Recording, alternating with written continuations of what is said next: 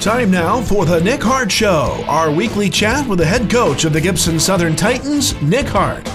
The show is presented by the Gibson Southern Football Boosters and brought to you by A&B Contracting, LLC, AgriGold, Best One Tire, Chips, SellMyTees.com, Cox Family Eye Care PC, Daylight Land Management, Du Bois County Garage Doors Incorporated, Duke Energy, Elite Insulation, Emerson Cattle Company, Fort Branch Dairy Queen, Foster Construction, Gerald and Trudy Bledsoe, Snap-on Tools, Grant Rydens, Hilliard Lyons, Ignite Heating and Air, in loving memory of Zach Bailey, in memory of Darwin and Eric Callis, Julia's School of Dance, Kissel Farms Incorporated, Eleanor Off-Road of Owensville, MyTech Systems, Pegram Concrete LLC, Princeton Auto Park, Pro Rehab, Progressive Health Rehabilitation and Orthopedic Associates, Reinbrecht Homes, Right to Bear Arms,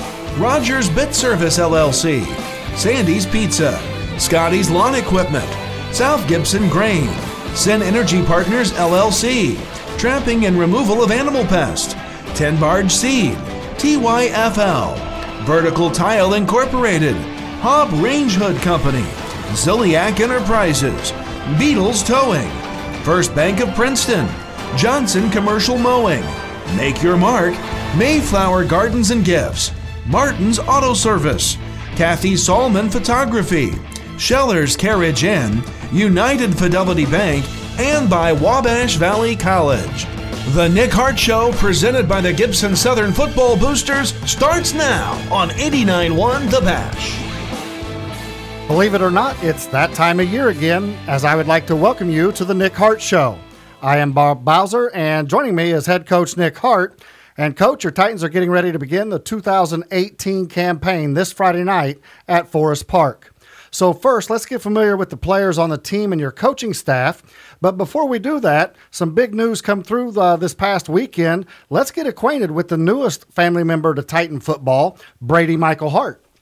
Yeah, wife delivered Friday at about 3 o'clock or shortly thereafter. Both mom and the baby boy are doing great. So, he's came a little bit earlier than expected. But both mom and the baby are very healthy, and, it's obviously a really exciting time for us. Well, I know you had talked about down at Evansville when they had the media day down there, which was a fantastic event.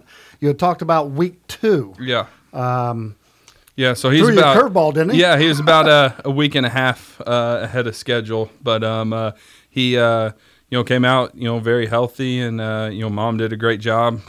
She was tough as nails, and did a great job, and they're both doing great, and so we're excited. He came early, a little extra time, and selfishly, he came before football season, and now we're full speed ahead for games, and don't have to worry about practices and games coming up and having to miss stuff because of that. Well, and he knew Pete Swanson was over there saying, well, you're going to miss some games and et cetera, et cetera. But no.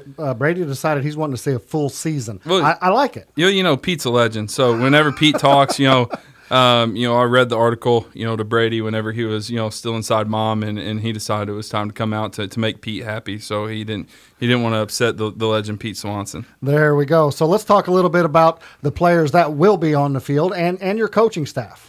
Our coaching staff, we returned, virtually our whole staff and all the mainstays, and I really think, all those guys, and I didn't write down a list, so I'm not going to go through them individually because I'll leave somebody off and be in trouble, but, a good portion of us have been together. We're going on year 7 now, and we've added some great pieces along the way.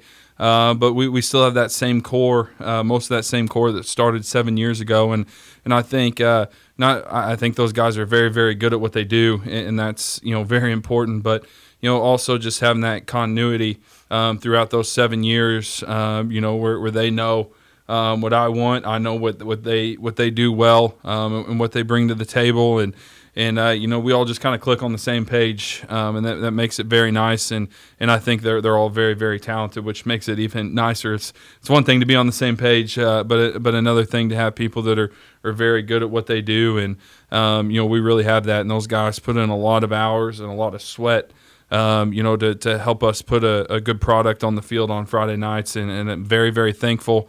Not only for the coaches we have, but the men that they are. And a lot of those guys are some of my best friends in the world. And that makes it fun for me and makes it fun for them. We really enjoy each other and have a good time while we do it. Well, and the thing is, if folks aren't aware of the way a football practice can be, I mean, basketball, you're inside a gym. You're within 84 feet inline to inline. So, basketball is a little different story. Baseball, yeah, you could use probably 3 or 4 coaches to be able to break some things up. But in football, you've got so many individual positions, and you can't be everywhere. You need people that you can trust to teach the techniques and to teach the things that you're wanting done within your program. And it sounds like to me you've got guys that can do that. Absolutely. I think those guys are phenomenal, and they do a very, very good job. And, I just kind of get out of their way and let them do what they do. And we're very fortunate that, like you said, we have a pretty big roster size for a 3A school. We're at 85 kids right now, freshman through senior. So we have a very large coaching staff for a 3A school. So we're very fortunate that we have guys willing to come in and work for pennies on the dollar or nothing at all, and work really hard and put in a lot of hours and have the opportunity to have all those coaches. Not every school around here is fortunate to have that. So I am, and our kids are, very thankful that those guys are willing to come in and do all that work and do it at a top-notch level. It's one thing to do it and coach, but to put in the time that they do with all the film study and coming in before practice, after practice, Sunday meetings, all that stuff. There's a lot of time that goes into it, and it's a great sacrifice that they make to be out there every single season. All right, so let's transition here from the coaching staff. Let's go to some of the players. And you know what? It's getting ready here for week number 1. Let's talk about seniors right off the bat. Well, some seniors, that come to mind that are returning starters from last year. Noah Singer returns on the offensive line for us. Noah did a great job on the O-line for us, played in on defense and some situational stuff last year. You'll see him on the defensive side a lot more this year. He's going to platoon one of the defensive line spots with another offensive lineman. Blake Martin is another returning starter senior. He played tight end for us last year. He's moved to guard and made a great transition in doing so. Blake's a fantastic football player, and we don't always have a tight end on the field, so we wanted to get him in a position where he could be on the field every single snap. Dawson Witt returns, senior, returns at wide receiver. Had a great year for us last year. I think over 500 receiving yards for him last year coming back. I think he's playing at a very high level right now. And some names on defense that people recognize. Seniors coming back, like I said, Noah Singer, Ashby Henning played some significant snaps for us last year. It returns on the D-line. At linebacker, 2 returning senior guys. Lucas Ploss was a all-conference player for us last year. He's back at outside linebacker. Garrett Martin probably should have been an all-conference guy for us at inside linebacker last year. He's back as well. And then the secondary, returning starters, Andrew Smith at corner. Bo Lamy played a ton for us last year. He's back at corner. And then Cody Hupp, people will probably remember him playing slot for us some last year. He's moved over, and he's now playing safety for us. Number 21, right? 11. Number 11. I had the 1 right, darn it. Well, it's preseason. We haven't had a game yet. You're still in preseason form, but Cody's moved from offense to defense. He's going to play safety. So, that's a good group, and we have other seniors as well. But just hitting those guys that are the returning starters. That's a great group of guys returning a lot of experience. We have a couple other returning starters that are still underclassmen, but that senior group right there, it's a great group. Our senior group's not the biggest in numbers, but I think all of them are very good football players, very good leaders, and I'm really excited about our senior class this year. All right, and of course I also know that there are some those that are not seniors that started and were very dominant on the football field last year for you. And maybe some switches are coming in from whether they're being on offense, going to defense, or vice versa. Yeah, one of those switches is Mitchell Spindler started free safety for us last year. He's moved over and will be the full-time running back. I think that was kind of always the plan for us. I thought as a freshman he was very, very talented back there, and obviously we had Dylan Stefanich back there last year. We wanted to get Mitchell on the field, so he moved over to defense for a year. We brought him back to running back, and he did a good job at safety last year, but I think he's going to make such a bigger impact at running back. He's much more natural there, and I think it's where he really belongs. Ben Butler is another returning starter. As an underclassman, very electric in space, made some huge plays for us in the slot last year and at running back, and he'll play some running back as well again this year.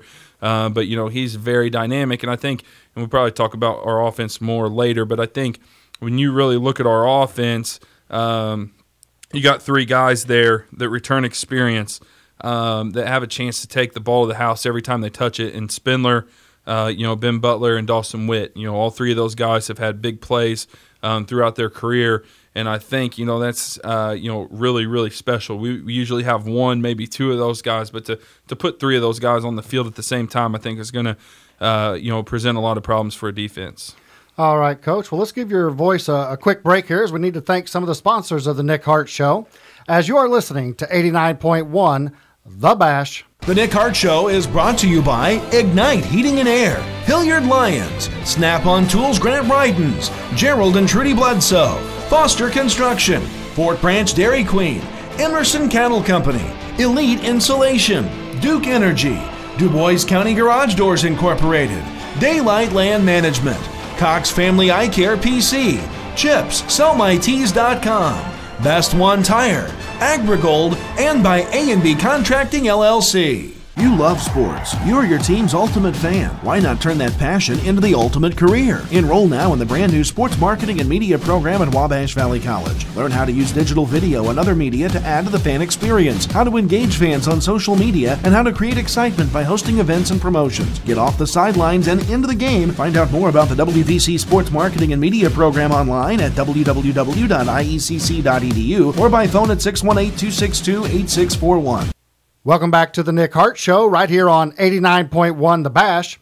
So, Coach, this past Friday night, the ball club had its scrimmage game against Evansville Central. What were you and the coaching staff able to take away from this game on the offensive side of the football? Well, I think offensively, I was pretty pleased overall, with what we did. There's obviously some stuff that we have to clean up. But I think for the most part, when we had our ones in there, we elected to play our number one group less than what Central did, and that's fine. I mean, it's each their own. We just kind of wanted to come in and get a few plays in and get our guys out and keep them healthy. But I thought when we had our number one unit on the field, we moved the ball very efficiently. I thought we threw it pretty well. Thought we ran it very well. And I think we have some stuff to clean up. But it's very fixable stuff, depth on routes. We stepped with the wrong foot one time and missed a key block that probably would have been a touchdown run on the offensive line. So some very correctable, coachable things, and that's what you expect this time of year. And I think the one thing, Central is going to be very good in 4A and in the city in Evansville. And I think the one thing that I kind of took away is we matched up very well, I thought, man for man and physicality-wise with them. And again, there's some things that we want to fix. I'm sure there's things that they want to fix. But I came away feeling pretty good about our offense. And again, we always have things we're going to clean up. But for the most part, for the first time of being out there on a Friday night, fairly pleased with the way we performed. Well, and of course, someone we didn't talk about in the earlier segment that has been kind of all the rage so far throughout the preseason has been your freshman quarterback. I know we sat right here a year and 3 months ago talking about this young man coming up, but talk a little bit about the freshman quarterback and how he performed out there on his first Friday night under the lights. I thought he did pretty well for a first time out. I thought he did very well for a first time out on a Friday night. There's a lot of stuff coming at you, for the first time of being live and everything. And And I think Central has a very good defense. And so I thought he performed very well. I think one thing, when we kind of took into account of evaluating him and our offensive line and stuff, receivers probably doesn't matter as much. But, we did zero prep work for Central. We had no idea what they were going to be in. We weren't trying to attack them. All of our plays were pretty much scripted out. We just kind of came in and did our own deal. And so I thought with that, both our offensive line picking up some of their stuff and at quarterback with some of the different reads, coverage-wise, we had no clue what they were going to do. I thought for the most part, he did a very good job, and he's going to continue to grow as we go through the season.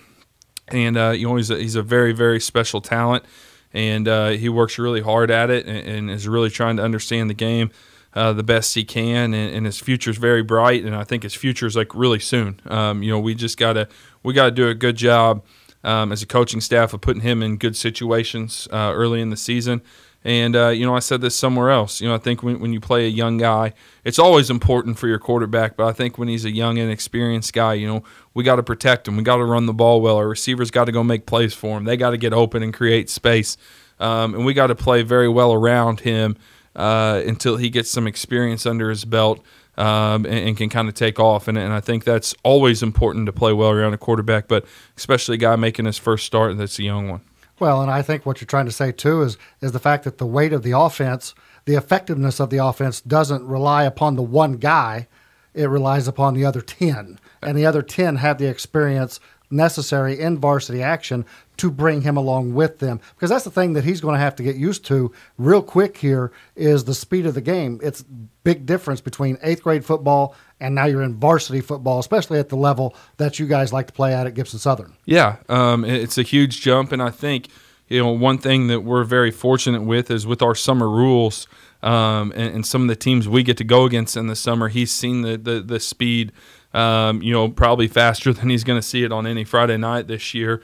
The 7-on-7 we go to down in Arkansas, you're playing against a lot of D1 guys in the secondary, and we go to team camp up at Brownsburg, and Brownsburg's got a few D1 guys on their defense, and you're playing against Indianapolis Pike, who plays in the best conference in the state, and New Albany, who's a 6A school, and Danville, who was a 3A semifinal team last year. So we got to go up against some great teams this summer and help get him ready. And the rest of our team, we lost a lot of experience last year. So I thought those summer days are always valuable, but were exceptionally valuable this year as we kind of learned how to compete and play at a high level against some very, very good programs. All right, so let's go over now to the other side of the football, the defensive side, and what did you guys come away with from your game Friday night? I thought our defense was phenomenal, and I really think right now that's a strong point of our football team, and that's not a slight to our offense at all. I just think our defense is playing at a very high level, for this early in the year. I thought they did an incredible job against a very talented Central team. We got misaligned a couple times against formations and motions and stuff, but again, kind of chalk that up to me and not putting time in to prepare for a scrimmage opponent. We just kind of, again, especially because they had a new coaching staff, a new head coach, we had no idea what they were going to bring to the table offensively, and so we just kind of lined up and played ball, and they got us a little outnumbered a few times and stuff that I'm confident in. If we had scouted and been prepared, our kids would have made the proper adjustments. But I thought when our first group was in against their first group, again we subbed out early on defense as well. I thought when we subbed out, or when our first group was in before we subbed out, we did a great job of keeping a very good and explosive offense, in check. All right, well, Coach, let's in our next segment, let's talk about the Pocket Athletic Conference and your thoughts on the 2018 schedule. But right now, we need to thank some of the sponsors of the Nick Hart Show on 89.1 The Bash, or you may be listening via the free app on your cell phone. The Nick Hart Show is brought to you by South Gibson Grain, Scotty's Lawn Equipment, Sandy's Pizza, Rogers Bit Service LLC, Right to Bear Arms, Reinbrecht Homes, Progressive Health Rehabilitation and Orthopedic Associates, Pro Rehab, Princeton Auto Park, Pegram Concrete LLC, MyTech Systems, In loving memory of Zach Bailey. In memory of Darwin and Eric Callis. Eleanor Off-Road of Owensville. Kissel Farms Incorporated, and by Julia's School of Dance. YouTube, Facebook, Twitter, Instagram, Snapchat. The list of social media platforms continues to grow, and so too does the value of social media to businesses. The new Social Media Management Certificate program at Wabash Valley College prepares you for a career in social media or teaches you how to effectively use social media to grow your own business. From advertising and promotion to public relations and marketing, this certificate program teaches you the ins and outs of successful social media strategy. For more information, visit www.iecc.edu or call 618-262-8641 today. Welcome back to the Nick Hart Show on 89.1 The Bash. All right, Coach, let's get down to business and talk the Pocket Athletic Conference games for this week. Starting right off here, let's talk Tell City at Perry Central, a 7 p.m. ball game. You know, Tell City's got a new coach this year. Don't know a lot about what he's got going, but he comes from a pretty successful program up in the central part of the state as a coordinator. And again, I know nothing about Perry Central as well, but we say this every year. It seems like as we kind of go through these, we always like to see our conference schools do very well in non-conference play. So we'll certainly be pulling for those guys this Friday. I know it's a big county rivalry there in Perry County, and so hopefully Tell City and their new head coach can get off to a great start. All right, then we have North Posey at South Spencer, and basically from what I've seen and read is the fact North Posey's got a lot to replace. Coach Shanks has a lot to replace there. South Spencer, new coach, come across the river from Owensboro.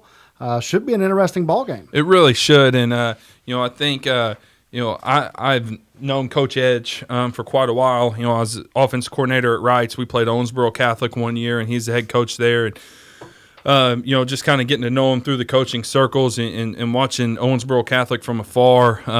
They've had a ton of success. I think he's been to 3 state championship games. So a guy that, I certainly have a lot of respect for, and I think he's going to do great things at South Spencer, and they knocked it out of the park, hiring him. And North Posey got hit really hard by graduation. But I think, one thing is, Coach Shank, now having a full year under his belt where those kids can be in the weight room with him, for a full year, and they've ran his offense and his defense for a full year, that'll pay some dividends as well for them. So, a big early matchup there, I think, is two teams are kind of trying to find themselves, one with the new coach, one that's replacing a lot of guys. And then those are our opponents week 2 and week 3, so we'll certainly, have a close eye on that game come Friday night. All right, let's go Mount Vernon at Heritage Hills, and Heritage Hills is looking to rebound this year. They are, and they will, I'm sure. A very proud program. I think Coach Wilkerson does a great job, and from what I've read, it looks like they're getting back a little bit to the bone and running the football, and kind of what Heritage Hills was built on. And so I think again in a non-conference thing, we're certainly pulling for them, and I think they were young last year. Heritage Hills was, and are going to do some great things this year. All right, and the final game that we'll talk about in this section is the Linton at Southridge. Southridge, Class 2A state champions last year. Got to watch that ball game on TV. Unbelievable achievement, not only for Southridge, but for the Pocket Athletic Conference.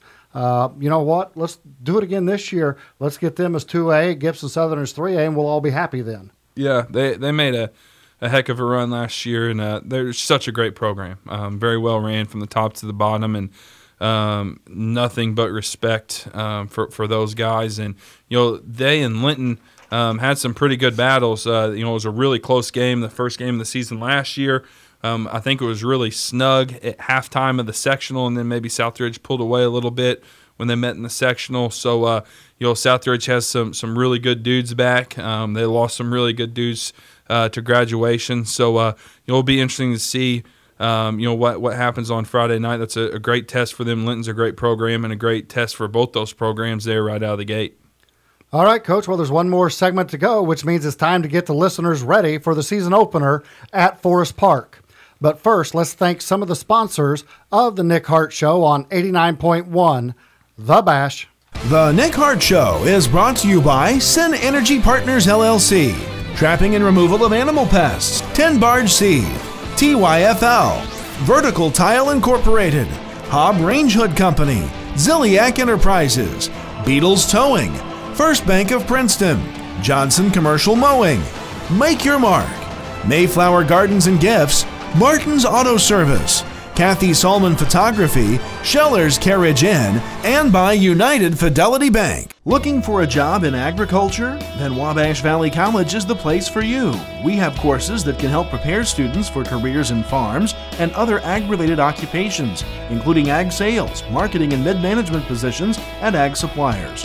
Our programs have great instructors to help you get to where you want to be. For more information, call WVC today at 618-262-8641 or visit www.iecc.edu/WVC. Welcome back to the Nick Hart Show right here on 89.1 The Bash, or you may be using the free app to access the show on your cell phone. So, Coach, let's get it started with the Rangers from Forest Park, 6:30 p.m. start this Friday night. And we will have all the action live on 89.1 The Bash with pregame at 6:15 p.m. So let's get ready for Friday night. First of all, what do you see or expect to see from Forest Park on offense Friday night? Well, I think when we talk here week one especially, it's a little bit of an educated guess because you don't know really what teams are going to do. They graduated a good chunk of personnel last year, kind of like we did. And then, all you really have to go from is the scrimmage tape. We go back and watch last year, some of last year's stuff, especially our game, to see what they did. In the scrimmage, last year they ran some shotgun stuff, but they were a little bit more under center, split backs, I formation. This year, they work primarily out of the shotgun, 2 backs, 3 wides, something like split back shotgun, pretty good mix of run and pass. They'll get into some 4 wide stuff as well, spread you out a little bit. And so, they're kind of doing some of the same things, but just a little bit more of a spread type of look as opposed to the under center look.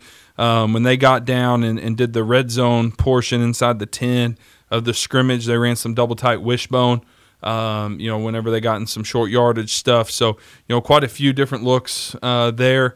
We went back. So, when we kind of do our scout stuff, we'll have, the plays they ran, this past week and some stuff they did last year, not only against us, but later in the season.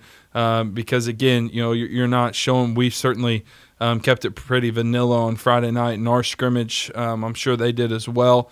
So you're always kind of making that educated guess. Well, they ran this out of this formation. I'm sure they've got this counter to it or this play action to go with it. And you're just kind of making some educated guesses to try and get your kids prepared as well as you possibly can on Friday night. And then, we've got to be on the ball on the sideline if we're seeing some different stuff, to make those adjustments as the game comes out on Friday. Well, and, of course, the one thing, too, Coach Fuse, right? Yep. Coach Fuse has been there 6-7 years now? Yeah. Coach Fuse came in to Forest Park the same year I did, Gibson Southern. Him, Coach Wilkerson at Heritage Hills, and myself, all came in the same year, and we're actually the elder statesmen of the league now. There's been quite a bit of turnover, but he's been there for quite a while, and I think the one thing that's kind of hard to judge is he's always kind of had his base system, but he's done a really good job of getting his personnel in the best situations, and maybe sometimes they haven't had the personnel of other people, but I think he's always done a great job of that and, kind of doing so. So I think that's why they're maybe in the shotgun a little bit more this year. So he always does a good job, and it's always a little bit different. So, you got to just kind of make some educated guesses as you're getting your kids ready this week for Friday night. All right, so let's go defensively. What do you expect to see from them? Well, in the scrimmage, I'm going to have to talk to somebody and see if they can switch scrimmage opponents because they scrimmage Paoli, who's a good program, but they're an option team out of the flex bone, so we don't get a great look with our offense on what they were doing. They were a 4-3 team against Paoli. Last year they started in a 4-3 against us and then kind of jumped in some odds, some 3-4 type of stuff and played for the most part a lot of loose man against us, mixed in a little bit of cover 3. So again, we'll kind of practice against all those things this week to try and get your kids as prepared as you can for Friday night, and I'm sure they'll probably have something that we don't practice for us as well. So again, just trying to make some educated guesses on what they do. I thought one thing, their linebackers did a really good job on film of getting to the football against Paoli. So we're going to have to do a really good job with our offensive line getting to the second level and some of our run game stuff. All right, anything on special teams? I don't know if you got a chance to see anything in the scrimmage game or not. No, there's no kicking. So we go back and study their formations and stuff from last year, and that's what we'll practice against coming out. And then in pregame, you kind of judge how far they're kicking it off and punting it, so you can get your returners set up. Usually that's something we spend on the weekend doing is figuring out where returners need to be lined up, where guys are going to kick it to and stuff. But that'll be an on the fly thing on Friday night when they're warming up. But with our special teams, one guy I probably neglected when we talked about returning seniors was Bryce Williams. Bright green shoes last year. Yeah, and he always tells me kickers are people too. So I'm going to give him a plug and call him a returning starter, even though whether kicker's an actual starting position is arbitrary. But Bryce, all joking aside, is kicking the ball phenomenal right now. He has really impressed me the way he's kicking the football. He's hitting it very, very consistent. He's spent a lot of time this summer going to camps and working really hard at his craft, and we feel really good.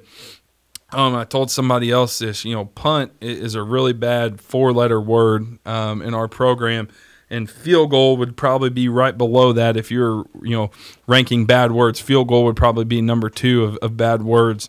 I think it is a weapon, and we feel like we get inside the 25-yard line. We've pretty much got 3 points in our back pocket if we take care of the football and stuff. So, not a lot of high schools have that luxury. Some colleges don't have that luxury. So, we feel really good about that and not putting pressure on him. He's not going to go 100%, but we do feel good that we get to 25. We pretty much got 3 in the back pocket. And so, that really kind of it's going to be an adjustment for us as a play caller. That changes your mindset. Usually you think, you get inside the 40, you got 4 downs. And so that changes your mindset a little bit about what you're going to do. But I think most people might say it causes you to be a little bit more conservative, but I almost think the contrary. It allows you to be a little bit more aggressive and take some shots at the end zone when you're at like the 20-yard line because hey, I can kick the field goal if not, where if you don't have a kicker, you're trying to, get 4 or 5 yards to set yourself up. He's a great weapon. He's kicking the ball off really well too. If it's not a touchback, it's inside the 5 and high. And so, I think, he can help our special teams really be a weapon this year. All right, Coach. Well, that's all the time that we have for today's show. So, Coach Hart, good luck on Friday night, and we'll see you after the game on the post-game show. And best of luck to the players. We would like to thank all of you for joining us here on 89.1 The Bash for the Nick Hart Show. And be sure to catch us each week for your look inside the Gibson Southern Titans football program. Before we sign off, though, we would like to thank all the sponsors of the Nick Hart Show on 89.1 The Bash. The Nick Hart Show is a special sports presentation of 89.1 The Bash, made possible by the Gibson Southern Football Boosters and these sponsors: Ziliak Enterprises, Hog Range Hood Company, Vertical Tile Incorporated, TYFL, 10 Barge Steve, Trapping and Removal of Animal Pest, Sin Energy Partners LLC, South Gibson Grain, Scotty's Lawn Equipment, Sandy's Pizza, Rogers Bit Service LLC, Right to Bear Arms, Reinbrecht Homes, Progressive Health Rehabilitation and Orthopedic Associates, Pro Rehab, Princeton Auto Park, Pegram Concrete LLC, MyTech Systems, L&R Off-Road of Owensville, Kissel Farms Incorporated, Julia's School of Dance, in memory of Darwin and Eric Callis, in loving memory of Zach Bailey, Ignite Heating and Air, Hilliard Lyons, Snap-on Tools, Grant Rydens, Gerald and Trudy Bledsoe, Foster Construction, Fort Branch Dairy Queen, Emerson Cattle Company, Elite Insulation, Duke Energy, Du Bois County Garage Doors Incorporated, Daylight Land Management, Cox Family Eye Care PC, Chips, SellMyTrees.com, Best One Tire, Agrigold, A&B Contracting LLC, United Fidelity Bank, Scheller's Carriage Inn, Kathy Solomon Photography, Martin's Auto Service, Mayflower Gardens and Gifts, Make Your Mark, Johnson Commercial Mowing, First Bank of Princeton, Beatles Towing, and by Wabash Valley College. The Gibson Southern Titans play here all season long on 89.1 The Bash.